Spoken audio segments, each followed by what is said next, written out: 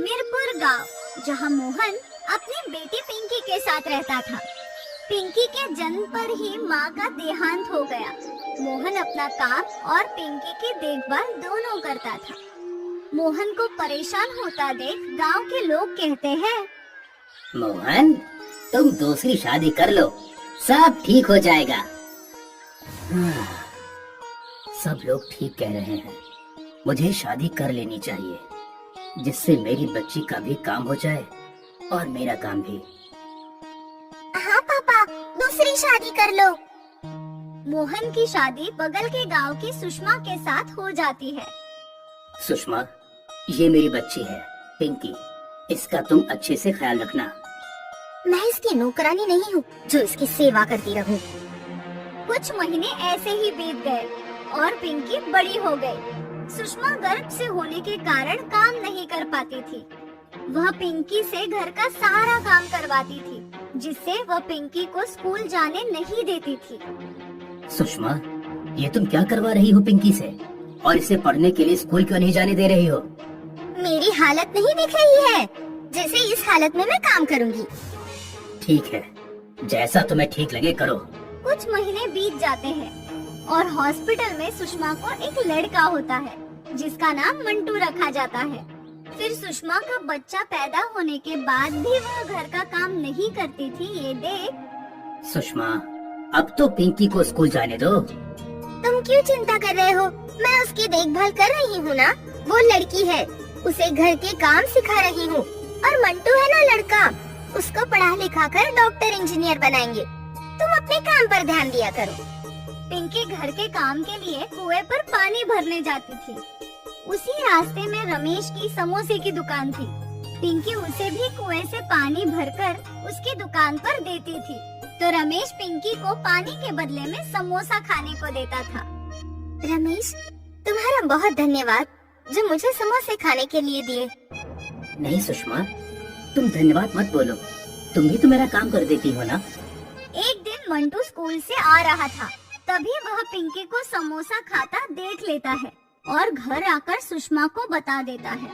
पिंकी पानी लेकर आती है तो सुषमा कहती है, किसके साथ तू अपना मुंह काला कर रही थी? कौन तेरा यार हो गया है जिससे तू बातें करने लगी है? ऐसा कुछ नहीं है, आप गलत सोच रही हैं। वो कभी कभी रमेश को दुकान पर पानी लाकर दे देती हूँ, इसीलिए वो बात कर रहा था। कुछ समय बाद की बात है। एक दिन पिंकी कुएं के पास आ रही थी, तभी उसका 2 पहियों से रोड में छोटा सा एक्सीडेंट हो जाता है। ये देख रमेश उसे हॉस्पिटल ले जाता है और हॉस्पिटल में इलाज करवाकर घर पहुंचाने आता है। उस दिन पिंकी को घर आने में रात हो जाती है। किसके साथ मुंह काला कर घर आ रही है? चुप करो सुषमा, समय देख कर बोला करो। क्या हुआ है ये पूछ नहीं रही हो और बस उल्टा बोले जा रही हो। ठीक है, जाओ और देखो अपनी लाडली को क्या क्या कारनामे कर रही है। अगले दिन इसी हालात में उसकी माँ ने पिंकी से सारे काम करवाए। पिंकी को ऐसे में काम करते देख रमेश और पिंकी में धीरे धीरे प्यार हो जाता है। एक दिन रमेश ने अपने दिल की बात पिंकी को बता दी कि मैं तुमसे प्यार करता हूँ। पिंकी यह सुनकर खुश हो गई और उसने हाँ कर दी। कुछ महीनों बाद एक दिन रमेश का रोड पर ट्रक से एक्सीडेंट हो जाता है और तुरंत उसकी मृत्यु हो जाती है। उस समय पिंकी कुएं से वापस आ रही थी, तभी रमेश का एक्सीडेंट देख अपना घड़ा छोड़ दौड़ी दौड़ी आती है और रमेश को पकड़कर रोने लगती है। रमेश, उठ जाओ रमेश, तुम्हारे सिवा मेरा कौन है? तुम ही तो हो जो मुझे समझते थे। गांव वाले रमेश की लाश को लेकर चले गए। फिर पिंकी मंदिर में जाकर बहुत रो रही थी। वहाँ पंडित जी आए। बोलो बेटी, क्या हुआ, क्यों रो रही हो? बेटी, इन्हें मंदिर के पीछे लगा दो, फिर तुम्हारी किस्मत बदल जाएगी। जैसा वो साधु बाबा बोलते हैं वैसे ही वहाँ जाकर पिंकी घर आती है।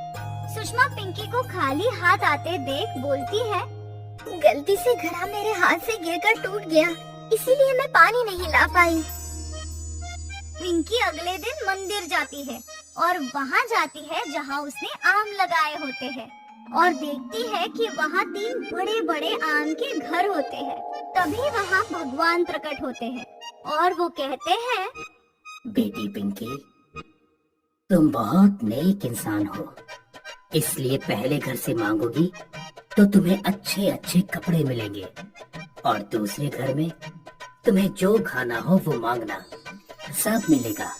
और इस तीसरे घर में तुम्हें सोना, चांदी और पैसे मिलेंगे। यह बताकर भगवान अंतर्ध्यान हो गए। पिंकी पहले घर में जाती है और अच्छे कपड़े पहन लेती है, और फिर वह दूसरे घर में जाती है और अच्छे अच्छे खाने पेट भर के खाती है, और सोचती है कि मुझे तीसरे घर में नहीं जाना चाहिए क्योंकि मुझे पैसे और सोने का कोई काम नहीं है। फिर वह अपने घर जाती है। क्यों पिंकी, कहाँ थी अब तक? और ये नए कपड़े कहाँ से मिले तुझे? तेरे यार ने दिए क्या? क्या माँ, तुम हर समय बस उल्टा ही बोलोगी और सोचोगी। कभी कुछ तो अच्छा सोच लो मेरे बारे में। मुझे एक साधु बाबा ने 3 जादुई आम दिए थे, उसी से मिला मुझे ये सब। चल झूठी, बहुत झूठ बोलती है। किसी तेरे यार ने दिए होंगे तुझे, तो तू बहाने बना रही है। ठीक है माँ, तुम जैसा सोचो। कुछ महीने बीत गए। पिंकी ऐसे ही अच्छा खाना और कपड़े पहना करती थी और तीनों घर की मदद से गांव की और गरीबों की मदद करती थी, एवं गांव की बेटियों की शादी में गहने और पैसे देकर खूब नाम कमाने लगी। माँ, तुम जानती हो ये पिंकी गांव में पैसे और गहने देती है बेटियों की शादी में। सुषमा को यह सब सुनकर उसे विश्वास नहीं हुआ। फिर पिंकी का पीछा कर तीनों आम के घर पहुंच गई, और जादुई आम का घर पैसे देने वाला ये सब देखकर उसे लालच हो गया और वह सोने वाले घर में गई। जादुई आम के घर, मुझे ढेर सारा पैसा और गहने दो। यह सुनते ही सुषमा के गले में ढेर सारे सांप बिच्छू लटकने लगे और उसके आसपास कंकड़ पत्थर और सांप घूमने लगे। यह देख सुषमा बहुत घबरा गई। तभी वहाँ पर भगवान प्रकट हुए और कहा, हे पापी औरत, तुम एक मासूम बच्ची पर इतना अत्याचार करती हो और यहाँ पैसे और धन मांगती हो। जाओ, भाग जाओ यहाँ से, नहीं तो तुम्हें ये सांप और बिच्छू काट कर मार देंगे। यह सुन सुषमा तुरंत वहाँ से बाहर निकल आई और पिंकी से माफी मांगने लगी। बेटी, मुझे माफ कर दो, मैंने तुम्हारे ऊपर बहुत अत्याचार किया है, मुझे क्षमा कर दो बेटी। ठीक है माँ, तुम मुझसे माफी ना मांगो, बस मुझे माँ का प्यार दो। माँ, मुझे यही चाहिए। यह सुनकर सुषमा खुश हो गई और पिंकी को अपनी बेटी की तरह मानने लगी और लालच करना उसने छोड़ दिया।